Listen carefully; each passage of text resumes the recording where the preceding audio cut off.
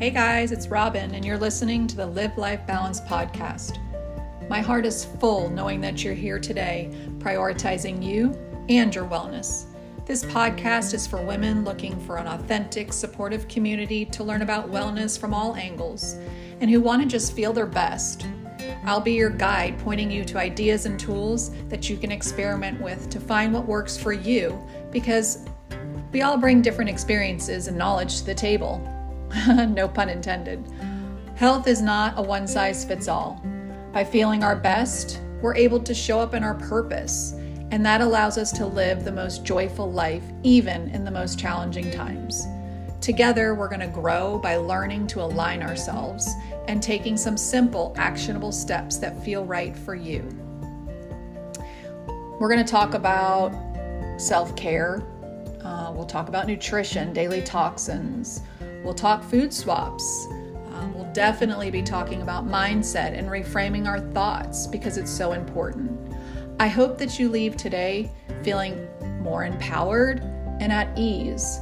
And I hope that you can take one or two small steps to be able to create the you that you want to be. Are you ready for all the possibilities? If you said yes, say, I am ready. Now let's get into it.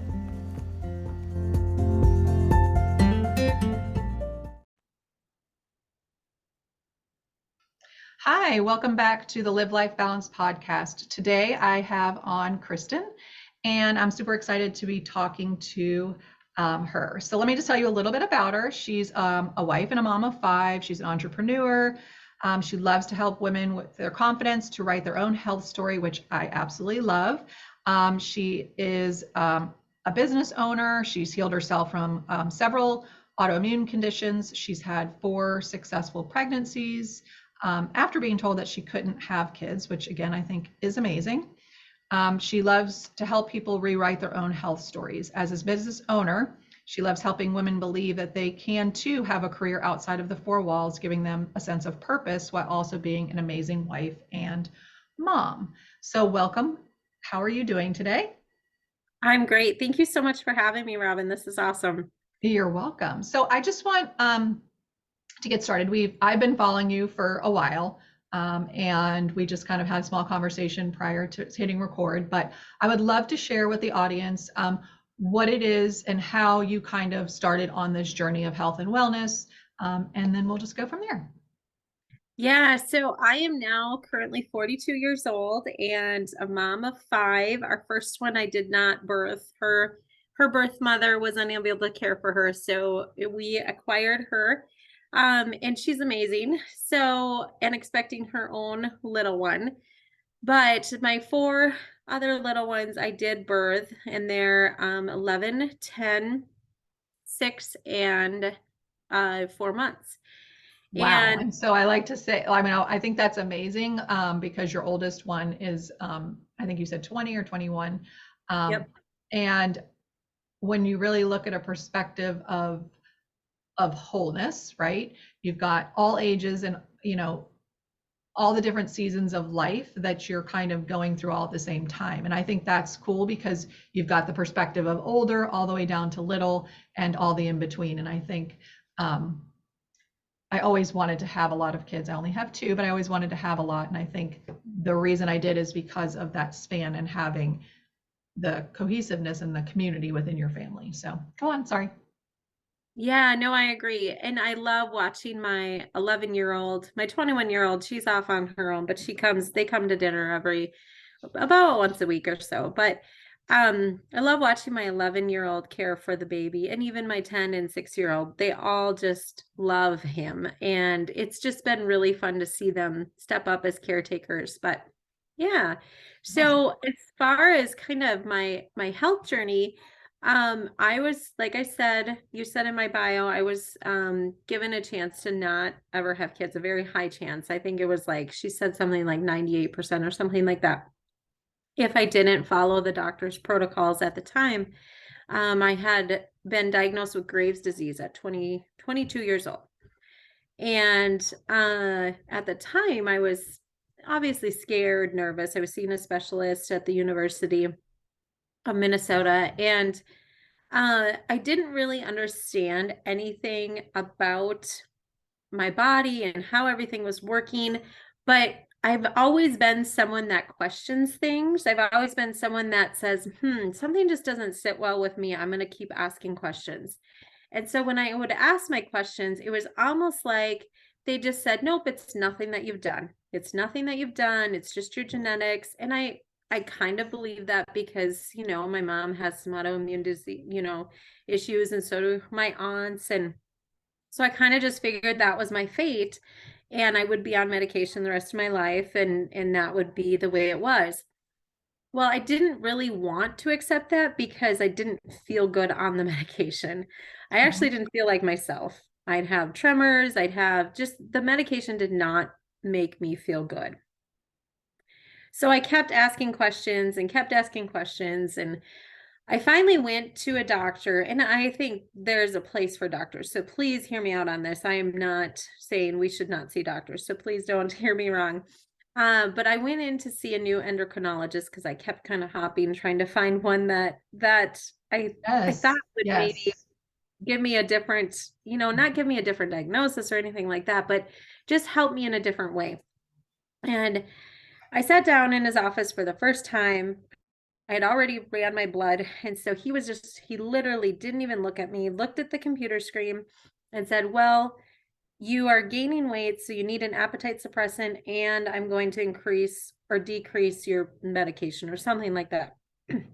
So he was going to prescribe more drugs to me, even though he didn't ask me what I ate. He didn't ask me how much I exercise. He didn't ask me anything about my lifestyle.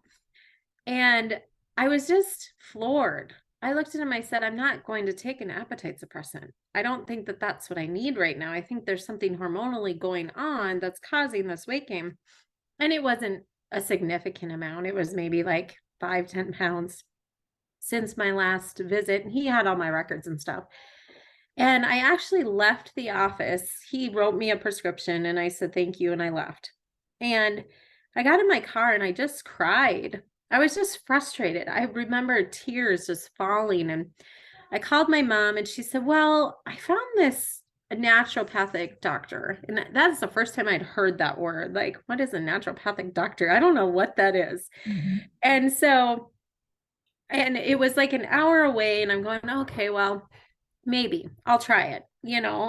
What do I have to lose? It was covered by my insurance. And so I thought, okay, let's just try it. That's amazing. Yeah. And so I made an appointment and he could get me in pretty quickly, I believe. So, and I needed help managing my meds because I knew that something was off. I just wasn't feeling well. And so I went and saw him. And for the first time in all of my years doctoring for my Graves' disease, somebody sat me down. This doctor sat down with me for about an hour, explained to me what was happening with my body, what was going on, what I could do to help make it so it didn't get worse, and that maybe some things could get better. He didn't make any promises, he said, but here are some things you can do. And the first couple of things that he said were, you need to change your diet. And he gave me a book called, I don't even remember anymore. I think it was something about autoimmune and diet or something like that. And I have to tell you, I absorbed that. And I just went, okay, so I can do something. I can take control of my health. And I can, make this better. And I was so excited. I felt empowered. I needed to go back and continue to see him because my levels were changing. But the cool thing was, I think after about I can't remember now. It's been so long. It's been 20 years. I can't remember how many months it was, but I was completely off medication within just it was like 2 to 6 months or something like that, where I was completely off. I was taking nutritional supplements. I was, using my diet and learning about nutrition and learning about all the things that can help rather than, and learning that if I eat, every time I eat, I'm either feeding disease or I'm fighting it. And since I already had a diagnosed disease, I needed to really be careful about feeding that health instead of that disease. And so it was just really empowering for me to meet with him, to have him explain things to me and really show me how my body worked. So that was kind of my journey of healing there. And then I've always been kind of open to natural remedies. So I think listening to you, it gives me chills because, you know, when we align, when we finally can find the person that we align with, that speaks truth to what we feel, you know, inside of us, that makes sense for us. It's such a freeing and, like you said, such an empowering feeling to have, because you're no longer a prisoner to something. Now, again, like you, there are definitely times where medication is needed.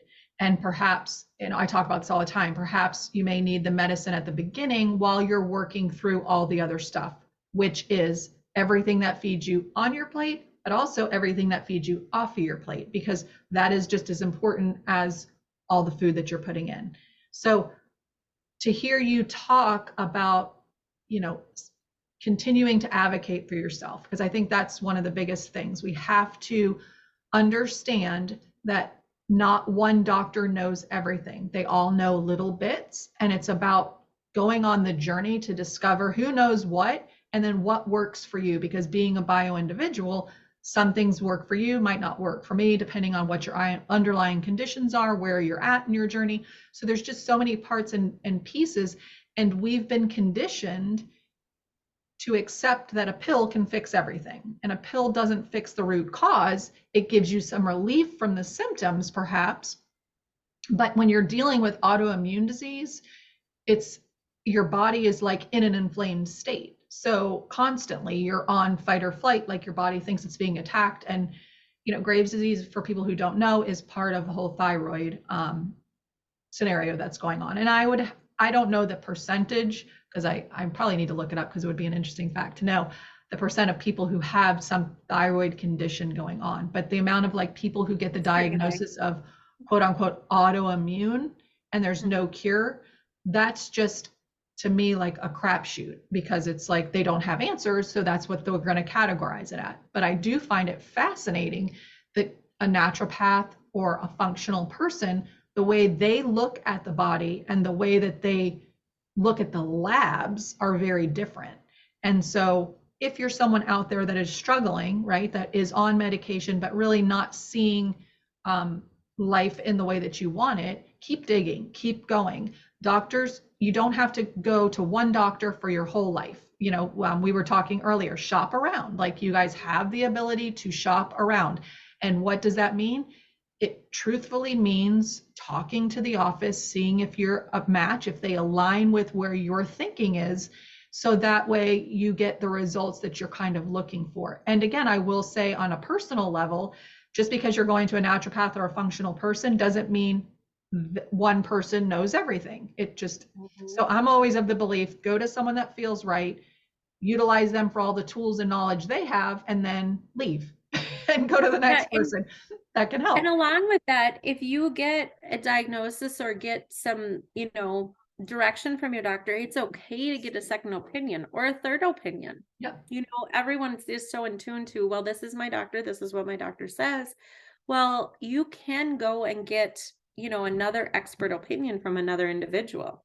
Correct. And I think maybe like other generations, like my mom's generation, they just had a family doctor and they went to the family doctor and the family doctor knew everything, and that's what you did. And you didn't really, unless they said go to a specialist, you didn't even do that, you know. So it was, the times are changing, right? We are getting more in tune with our body. The conversation is happening. And I think that alone is going to change the trajectory of healthcare at some point.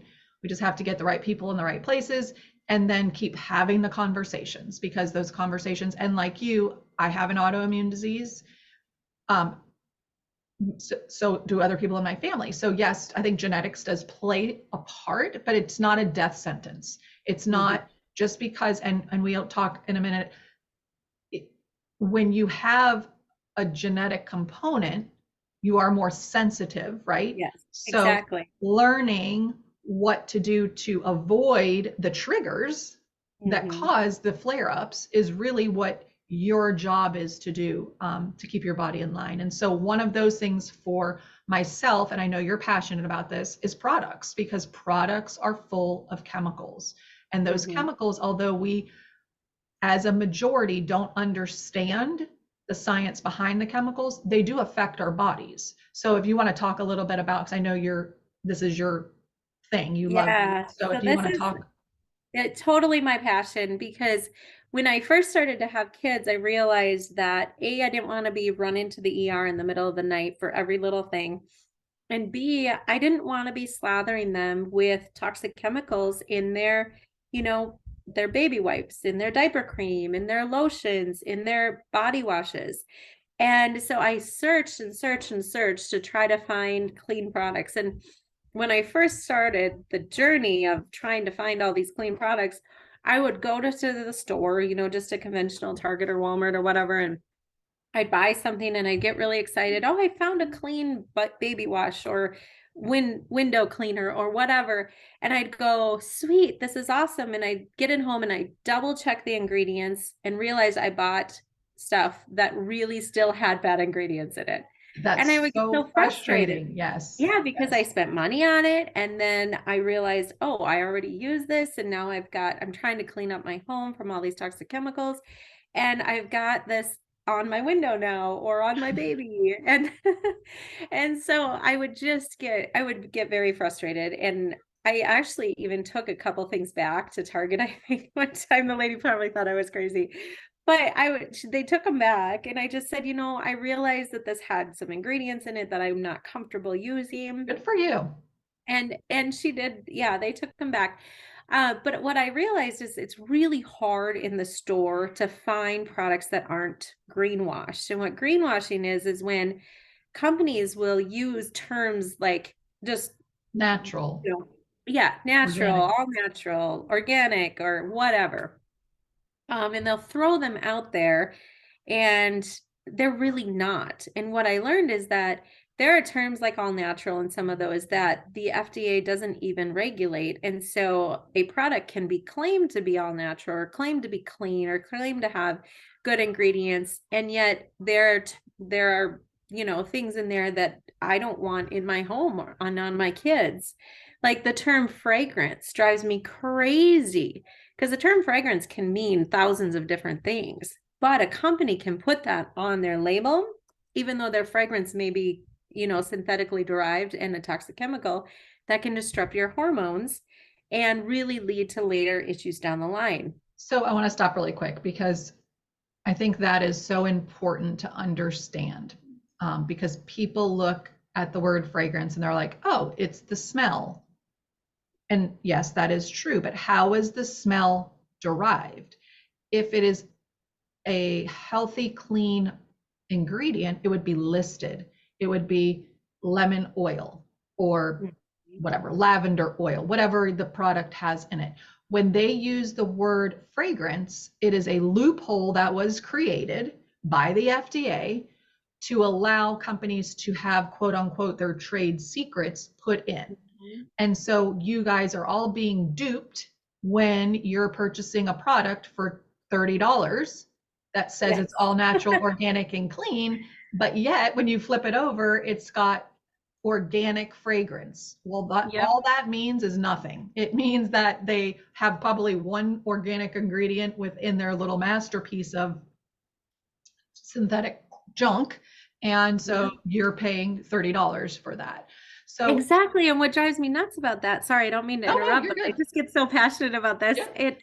They're charging extra for the same ingredients as in the products that have really bad ingredients. Yeah, exactly. So sorry, go ahead and go on. No, it's just, I want people to understand, if you don't walk away with anything from today's episode, walk away again, because I am very passionate about products and the understanding of ingredients on foods and products. And so in the product industry, if you don't do anything, look at your products that you're currently using. If you see the word fragrance, have a conversation with yourself.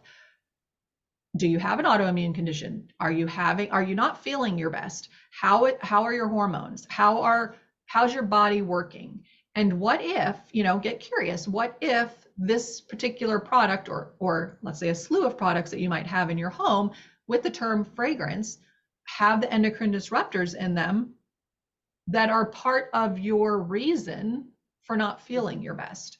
And again, there's no guarantee for anything, and always live by the 80-20 or 90-10 or whatever, but there are options now. And I think 20 years ago, there were not really a lot of options. But now, because again, conversation is happening and people are passionate and they're creating from an authentic, aligned place with what's good for people, we're coming out with more things that you can buy to use, or, change up, I guess. But with that, I think that the industry has gotten so convoluted where everyone will now, because producers know that their audience wants, most people now know, okay, I want something that's clean and natural. And so unfortunately, that makes the producers go, okay, well, we need these buzzwords on our label. Well, that doesn't necessarily mean, and I know we kind of already touched on that, but that one just boils my bones, because it's like, okay, you need to actually have a clean product. I had an ad pop up in my Facebook feed for a clean makeup yesterday. And I said, okay, I emailed them and said, okay, I want to see your ingredients. Well, there was titanium dioxide in it. Right. And that has been shown to have some pretty significant effects on mice when they were rubbed in a product with titanium dioxide. And so, even carcinogenic effects, which means can cause cancer. Yep. And so I emailed them and I just said, they said, well, we don't use the synthetically derived version of titanium dioxide. And I'm sorry, I'm sorry, I'm not going to do that. There are clean makeups out there. There are other, I was just about to say, yep. When I find a product, and I do question just like you, and I know, we're not the norm, but I will send an email in and I will ask, like, what is natural? What is that? And if you are being truthful, then it should just be on the label. And exactly. If titanium dioxide is not a healthy, clean ingredient, and it's not necessary, that's the thing. It can be changed out for something different. And so I choose companies that pour their heart and soul into creating those products. And I think the littler people, I like to support. When I say littler, I don't mean, I'm just saying conglomerates, versus, small business owners. So there's small business. Yep. Yeah, there's a couple of brands that I really like. There are definitely smaller. If they sell out, I won't use them.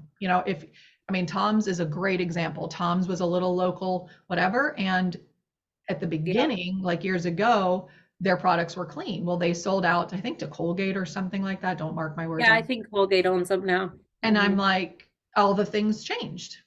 Yep. So they're not something I use anymore. So again, it's being hyper vigilant about what you're using, but it is very overwhelming. It can be for people just starting out. So we always talk about just starting small. Use like the Think Dirty app or the EWG to check some of your stuff.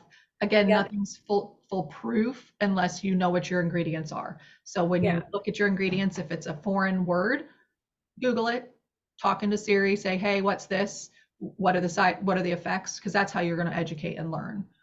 Yeah, what I've learned about Google too is I think it's a great source to do that, but you can't always go with the first thing that pops up, because a lot of times Google's a little biased as well. Sure.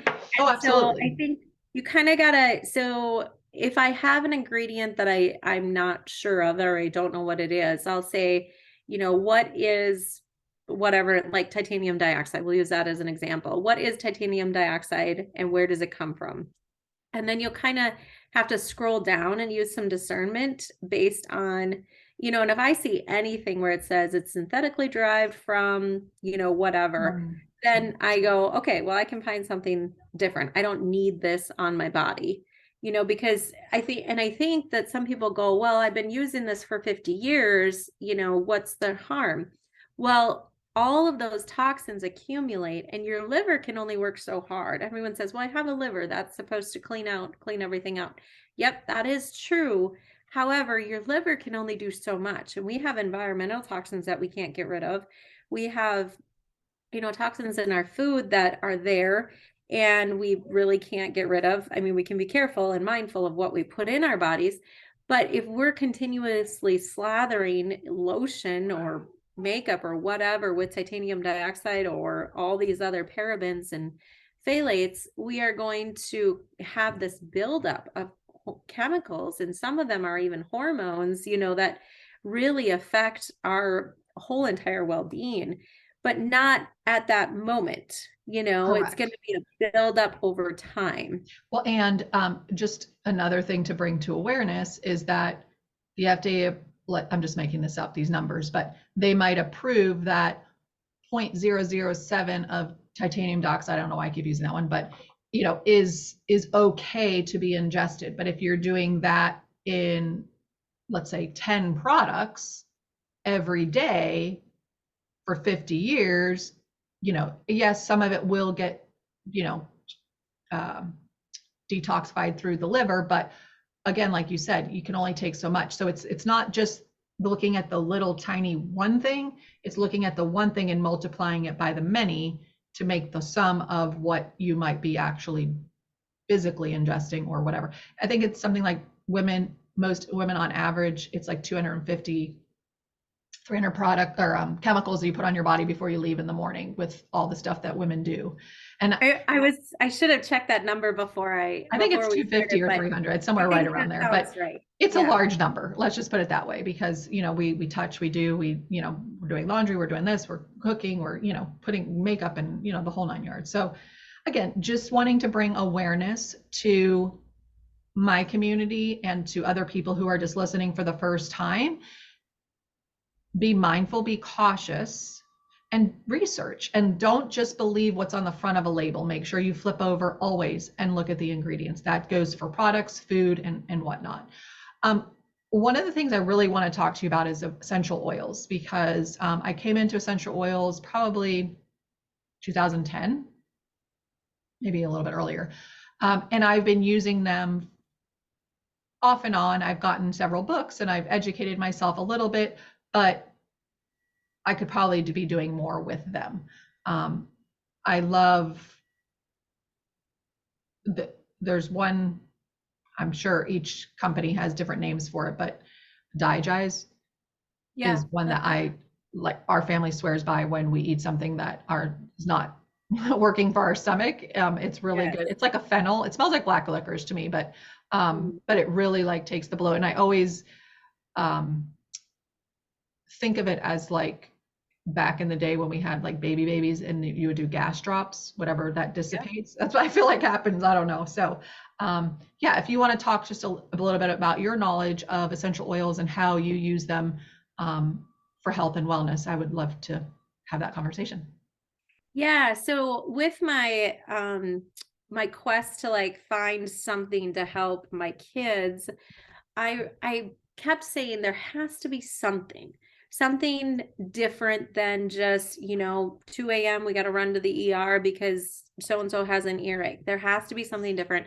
And I remember years ago, I bought this kit of essential oils and I actually opened them and I smelled them and they made me nauseous. And I was like, what in the world is this? What did I just spend all this money on? I was going to send it back to the company. And then so my son was about a year old and, postpartum hormones kind of go crazy. And I had developed these black spots on my upper lip, like not black, but like dark brown. And I was still working in the schools at the time. And I had a student come up to me and say, Mrs. Holly, you kind of got a mustache going on there. And I was like, okay, I got to do something about this because they're not getting any better. And so I did, which I don't suggest anyone do this, but I did a little Google search, like what essential oil do I use on these, brown hormonal spots? I knew they were hormone spots. And one thing that popped up was frankincense. And I'm like, okay, I think I might have that in my kit. And so I opened up my kit that I'd put on a shelf for 2 months. Right. Put away Like, not because sure. I didn't want to use. I wasn't going to use it anyway. I was embarrassed that I even bought it and whatever. And so I pulled out this frankincense essential oil and I'm like, okay, what in the world do I do with this? So I literally just put it on my face, all over, just put it on my face. I didn't know what I was doing. Oh my Again, Lord. don't recommend. No, not at all. But I was like, okay, literally, I did it 2 times a day for about 3 days and they were gone. The hormone spots were absolutely gone. And I went, okay, now I need to figure this out. What in the world are these things? So then my 11-year-old at the time, she's now my 21-year-old, she had reoccurring tummy aches, and a lot of it was some anxiety stuff that she was going through, and some trauma history that she had had. And so I didn't want to pop her a Rolade every time she had a tummy ache, because I just didn't like the ingredients in the Rolades or Tums or whatever. And that's what, her doctor had suggested. And I'm like, I just don't like this. And so and I thought it kind of became more of a comfort thing for her. And so I didn't like that either. And so I thought, okay, so I did another Google search, which use resources, not Google. But at the time, that's all I had. I didn't have a reference book or anything like that. And so the next time she had a tummy ache, I rubbed it on her tummy and she's like, oh, that worked. And I went, oh, that's a fluke, whatever. It's not going to work again. Couple days later, she gets another tummy ache. I did the peppermint again. And she never said another word about her tummy ache that day. And I went, okay, here we go again. These actually worked. And it worked for what I wanted it to work for. And so then I really had to sit down and educate myself, because I thought, okay, these are awesome tools. And I have 5 kids now. And I think we've had maybe one antibiotic in the house over the years I've been raising my children. And I'm not saying you shouldn't get an antibiotic, I'm not saying you shouldn't go to the doctor, but what I am saying is that we do everything we can do, we use supplements as well. And I kind of use an orthomolecular approach to supplementing. If something is wrong, we, high dose. And that's, something else to dig into if you're interested as well. But as far as the oils go, they are just absolutely profound. And so then I started to kind of think, okay, what else can I be doing to help support my thyroid? Even though I was feeling well and my numbers were great and through the pregnancies and everything, I thought, I can still be doing other stuff to support it. And so I found some oils that work on your thyroid. I just roll it right on a couple times a day. It doesn't even have to be a couple times, once a day. And that's super helpful. Now we're What is it a combination of oils? Is it one oil? So myrtle's really good, but there's a blend called Endoflex that I use. Okay. And that one is a blend of like spearmint, myrtle. Myrtle is kind of the thyroid oil. Right. And there's a couple other in there. But anyway, so yeah, I just put that right on. And now we're to the point where my kids, they grab an oil. They know they have a mosquito bite, they grab an oil. They have this, they grab an oil. They just always are grabbing what we need. The baby was born with some mouth ties. Obviously, we didn't use oils to take care to release mouth ties, but because he's so tight, we've been using a bunch of oils on him to loosen him up. And he also has had craniosacral and chiropractic work as well. I think that using a whole bunch of modalities to help is so, so important. And knowing that one way is not always going to work and do everything, but there are so many tools that you can put in your tool belt to help you feel empowered. So it's interesting you say that, because that's definitely my philosophy also. But, craniosacral wasn't a thing, or at least in my world 20 years ago, it wasn't a thing. It could have been, for some people, but I think for the mainstream, that's something new, but it's definitely a great tool to understand and to have and to use. So if you're unfamiliar with craniosacral, it's a light touch. I don't even know if it's a massage. Maybe it's considered a massage. I don't know, but it's a light touch, basically or a non-touch really, what I've had. I mean, maybe there are different ways to do it, but through your head and then your different points on your body. Maybe you can explain it better than I'm explaining it. I know what it does for me personally. I get into the most relaxed state that I usually can be when I have that done. I don't know like the scientific ins and outs, but if you're curious, Yeah. I don't know if you know anything about it. So I know I just started this world in Okay. February when my baby was born, 4 months ago. So I'm still learning a lot about craniosacral, and I'll be honest, I don't totally understand it. All I know is that it helped him nurse better. It helped him loosen up. When I was done, Relaxes you somehow. yeah, what she explained to me was there's fascia. So the Yeah. fascia Mm-hmm. is the skin all around your entire body, in your organs, like, and that when that gets tight, your whole body has a hard time releasing. Even stretching is hard. And so what she does is she tries to loosen that fascia up through several different modalities or several different movements that she's, worked. And when she works on him, she kind of starts with his hips and moves down to his thighs and his, does his lower back. And then she'll also work on his brain, his head and neck and that area as well.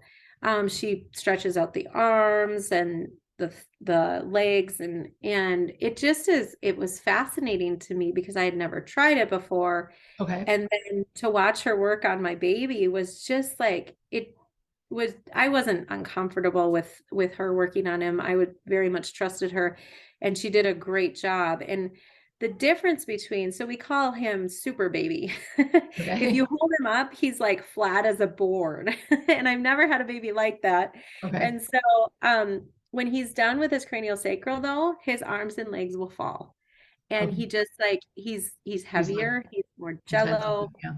like a baby should be. But Okay. because he was so tight, because he came out, so his delivery was really fast, he dropped down really low really fast. He had that trauma and his body tightened up. Yeah. So That was his coping mechanism coming out basically. And so now she's exactly. undoing. Um, I've I don't know if you've heard of the Human Garage. He's somebody that I follow, I think on Instagram, but he's fascinating. But he is all about fascial release for trauma and just life in general.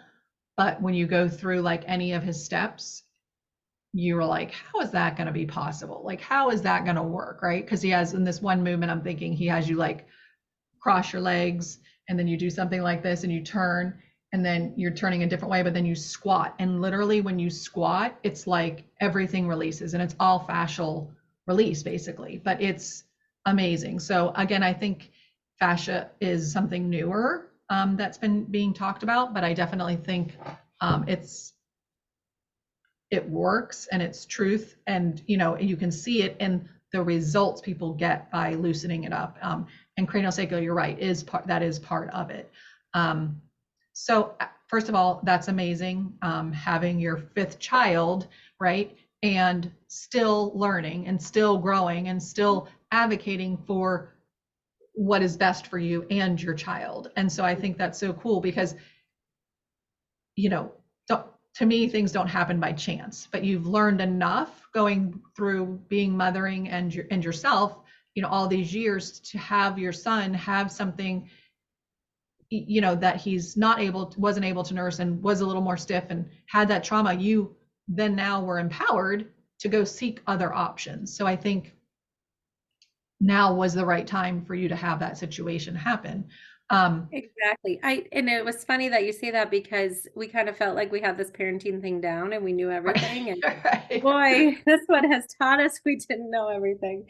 But I do use the essential oils along with the cranial sacral as well. I apply them after she's done and it just really it helps a ton. So sorry, I interrupted again. No, I think that's great. And I think, the essential oils, again, if you're new to it, a basic kit, a basic few are good to start with because it allows you to kind of play around. It allows you to get comfortable. I have a couple of books that I read through. One was called like the Essential Oil Bible or something like that, and it goes through and it talks about how each one is talked about in the Bible, which I think is interesting, and then how it relates, and then what body parts it relates to, and then how you can use it. So again, when one of my kids had a fever and I really didn't want to reach for Tylenol, because my old ways when they were babies was like, oh, they have a fever, you give them Tylenol to manage. It's like that's what we were told by the pediatrician, right? But as I got a little wiser and I was like, okay, well, what else can we do?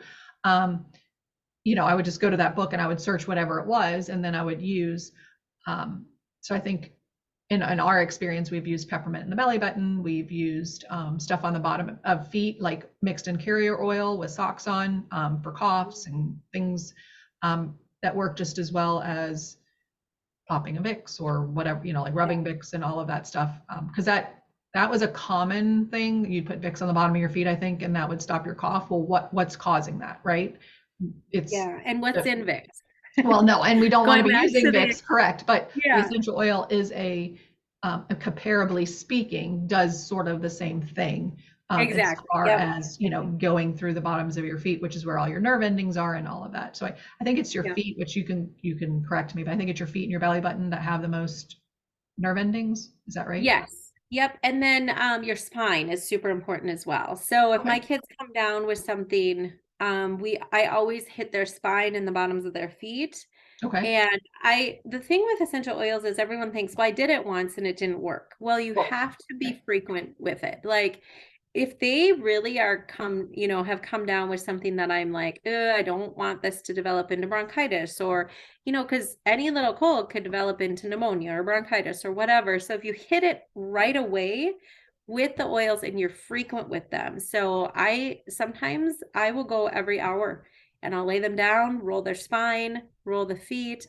But the thing with essential oils is there are so many companies out there, and it's kind of like when we're talking about personal care products, many companies are doing it wrong. And they're not true 100% real, if you will. Exactly. I don't know what other word they're synthetic-y. Some of them sell synthetic, or they're not distilled properly. They're not. Correct.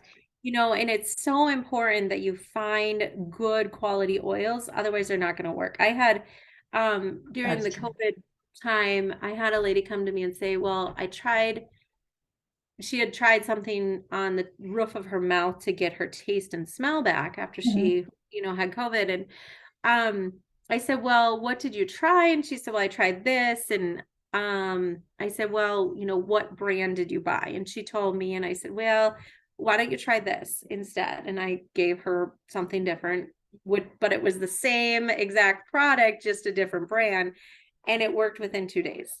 So there is a difference where you purchase them from. And I am honestly, if you find, that a different company works for you, that is great. But you need to be careful that you're not just buying cheap ones from the gas station.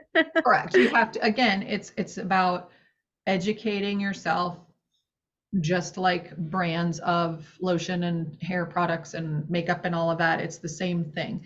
You have to know where they're sourcing from, what they mix with, how they distill it. Like you said, those are important things to kind of understand when you're dipping your toes into essential oils for the first time. There are several companies that do a good job. So again, it is about finding one that meshes, with you and aligns with what you know and believe and whatever. But having pure, well-made does make a difference in how effective they are. One of the things I wanted to touch on, in case people don't understand when you're saying roll their back. So when you have an essential oil, you have to put it with a carrier oil. And there is kind of a methodology, I don't know exactly what it is, but how much drops to the carrier oil. You probably can speak to that a little bit better, but you can buy these rollers, glass roller bottles, get the darker, what I was told, and you can correct me, but get the darker glass, and then you make the combination, and then it has a roller ball on it. So then you're actually rolling it up and down your spine, or putting it on the bottom of your feet. That is one way of doing it. Or you can do it the lazy man's way, which is how I sometimes do it, which is just get a little dish, mix it all up, take it with your fingers, and then do it. So there are, different ways, but I do know creating those roller balls and buying the essential oils rather than buying the rollers already made is more Yeah. cost effective because you're getting, and a carrier oil is like fractionated coconut oil or what are some other ones? I don't know. That's the one we use. Yeah, so you can use almond oil, you can use avocado oil. Don't use anything like Canola or like vegetable no, oil. thank you. I couldn't think of No canola seed oil. Yes. oils, no inflammatory Yes. oils. It's got to be Yep. Yep. You shouldn't be using canola oil for anything no. anyways, but or vegetable oils, those are just no good. Yep. But we like to do so I kind of go by who's going to be using it. So if I'm going to be using Okay. the oil on the baby, there are some pre-made rollers that I do use because I prefer the blend that's made from that specific company. Okay. And they use sometimes will add in a fractionated coconut oil to their rollers. Um, but if I'm making a roller specifically for like, let's say the baby came down with a cough or something, which he hasn't yet, thankfully. But let's say he does have a little cough, I would put in probably oregano, thyme, a little bit of cinnamon and, like a lemon or something like that, and frankincense. And probably not going to smell, amazing, but oregano is one that really is so good for anything viral, anything like that. Upper And so respiratory. I would probably add in for the baby in a 10 milliliter roller, I'd probably add in 10 drops of each of the oils and then fill the rest with the carrier oil. Gotcha. And but if it were for one of my older kids or my husband or myself, I would probably make it a little bit stronger just because I know that our skin isn't quite as tender as the little guys. But so it kind of depends on what we're making, who we're making it for. Now, if my 6-year-old wants to make like a stress roller or something like that, she will probably do, I'd probably have her do maybe 5 drops of each just because she doesn't need it full strength. And Right. then we save some of our oils. But you're right, when you would talk about cost effective, it is much more cost effective to um, just buy the oils, have them on hand, because then you can use them for many other things. And then you have them. And as long as the cover's on and they're out of direct sunlight, they'll last forever. Right. So Back when I first started journeying to like clean up products, it was due to my daughter getting a diagnosis of something from the allergist. I can't remember what it was. And he said, we have to get rid of all scents in the house, right? So I literally, and I wasn't messing around. I went and threw everything out. And I was like, okay, and got totally greenwashed with some of the products, as I first got started. And then I was like, some of my group was like, well, just make your own stuff. And I'm like, that's too hard. I'm not a scientist. I'm not going to make my own stuff. I mean, I could kill somebody and, all this other stuff. And now fast forward 20 years, whatever, 15 years later. And I love making some of my own stuff. And I do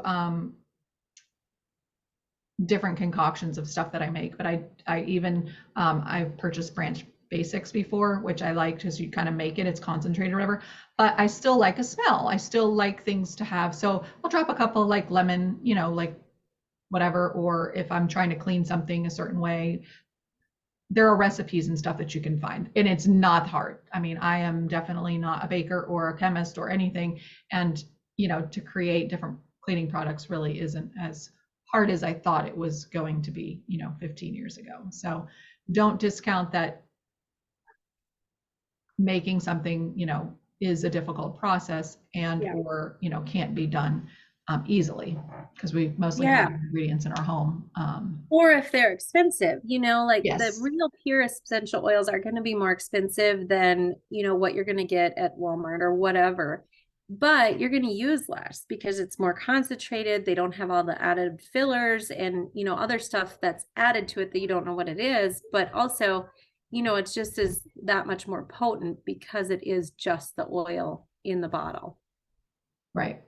So as we wrap up today, I just wanted to like kind of do an overview because we've talked about a lot of different things, but I think obviously they all go together in our own wellness journeys. But, being an advocate for yourself,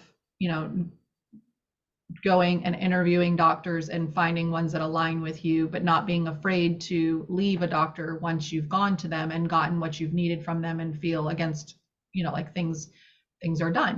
Been so many. I always picture it as like a doctor having a tool belt, and they use all their tools and they use them again and again. Well, then we need different tools sometimes. And so don't be afraid to advocate for yourself and your kids and your family. And then, look at your products, look at what you're putting on your body, because that is part of your health and wellness journey. It is part of what can be creating some of the ailments and disease or just symptoms of things that we're having. So when you have a symptom of something, don't disregard that as being something separate, because everything that touches your body is part of your health and wellness. And then, getting interested, if you are, in using essential oils for different things that you have going on, whether it's cleaning products, whether it's health and wellness, whether you've got a stomach ache, whatever it is, it's like using and learning about different things that can help you in your wellness journey is kind of what this is all about.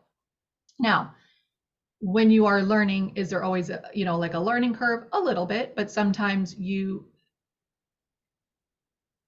can reach out to people that have the knowledge that can help you from having the overwhelm. So in like what I do is I take the overwhelm out for people who are looking to balance their life a little bit better, with food and lifestyle and all the things, which includes products and all of that.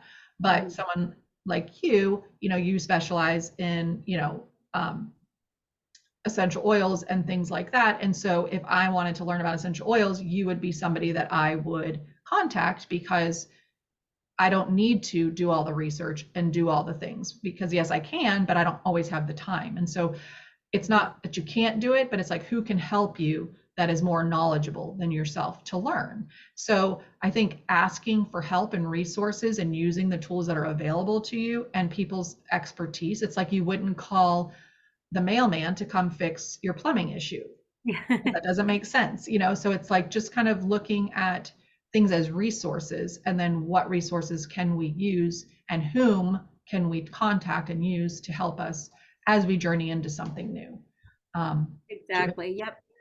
Yeah. And honestly, it's so important to, like, just like you said, if you want to start an essential oil journey or a supplement journey or something like that, first of all, double checking the ingredients on your supplements too, because that's another thing that's really, really a bit, but we didn't get into that. But there are so many supplements out there that really do more harm than good because of the ingredients. But if that is a desire of yours to start that, then it really is important that you find someone who can help you along that journey, rather than just go and grab a random, set, because you're not going to have that, that information or that, person as a guide and as a, and that's what I love to do. I send out, a monthly newsletter where I send out tips and tricks on just wellness information, not just necessarily essential oils, but also supplement information and how to detox your lymph nodes and that sort of stuff. It's basically wellness info.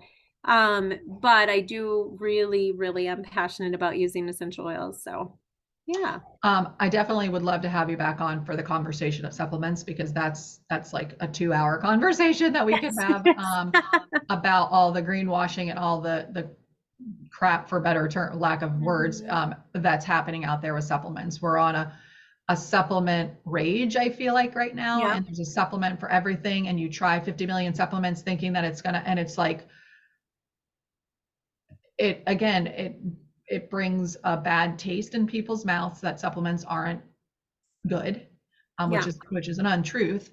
But yes, garbage supplements are garbage supplements, and not all supplements are created the same. And so it's the same conversation that we've been having with products and food and box stuff and all the things. And so I definitely want to have you back on for that conversation, because I think right now we really need more education and conversation around, supplements, and finding brands that actually are clean, good brands, and where they're sourced from, and they're, the soil that's used. And I mean, there's a whole gamut of things that go around that. So we'll definitely be having you have you back on to talk about Well, that. that sounds good. So, I am passionate about that as well, but I think it's more goes back to the ingredient piece. Like I'm just passionate about what is in the supplement, what's in the cleaning supply, what's in the makeup, what's in the lotion. So anyway, now yeah, we'll continue this conversation. But as we wrap up for today, I just wanted to, and I do this with all my guests, but talk about a couple of non-negotiables. So non-negotiables are things that you do on a daily basis that you're not really willing to not do because it makes you feel your best in your health and wellness, and just and health and wellness being things, you know, that you eat, but also all the things that feed you off your plate, joy, exercise, whatever, you know, supplements, whatever it is. So what are a couple of non-negotiables that you have that you want to share with us? Yeah, so one of my non-negotiables is, and this is the only one I'll talk about right now, is taking a B complex. So B vitamins are so, so important, but there's so many B vitamin complexes out there that are filled with junk. So I found one that supports your adrenals because it has nutmeg essential oil. It has selenium, which supports thyroid health. It has with the B complex, obviously, and it's safe for those with the MTHFR gene. Very important to So understand it's that. methylated. Yep. And it's absorbs into your cells. It's not just one that, because many doctors will say, well, supplements, you know, you don't absorb them, you just excrete them. Well, that depends upon what supplement. Now that'll get into a different conversation again, and I'll save that for later. But this, I start with this 2 of these B vitamins every day, and I might even take a third at like 10, 11 o'clock because it helps my energy levels. It helps my focus. I homeschool my kids. So I have to be like, and I run my own business and my husband runs his own business. So I really have to have my A game on when it comes to brain focus and stuff like that. And this just really helps with that. And so I never miss that. If we travel somewhere, I have to have my B vitamin complex with me. Mama needs her B vitamin. Yeah.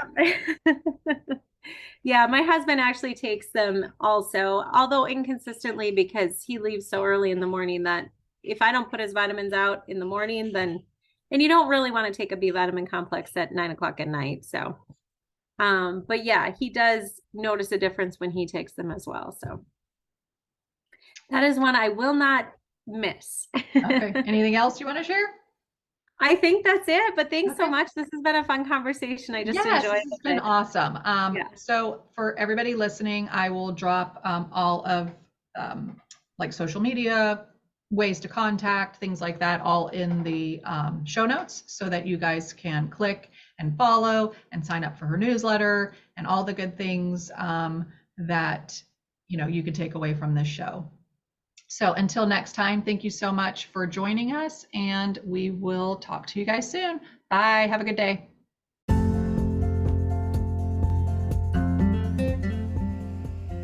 I loved being here with you today. I hope that you got something from today's mini episode. I'd love to hear what resonated with you. Drop a comment below, and if you feel led to, download this episode and share it with someone that you love that needs to hear this message. To stay connected, check out my Instagram and Facebook pages at Live Life Balanced with Robin. Join my newsletter, my blog, or even opt in for my free junk food cleanse sheet at my website, which is www.livelifebalancedwithrobin. And if you're looking to work one-on-one with someone on your health journey, check out my services page on my website too. Thank you for allowing me to be part of your day. It truly means a lot that you are allowing me to be on your wellness journey with you. Until next time, find peace, love, and light by breathing, being present, and allowing for all possibilities to happen.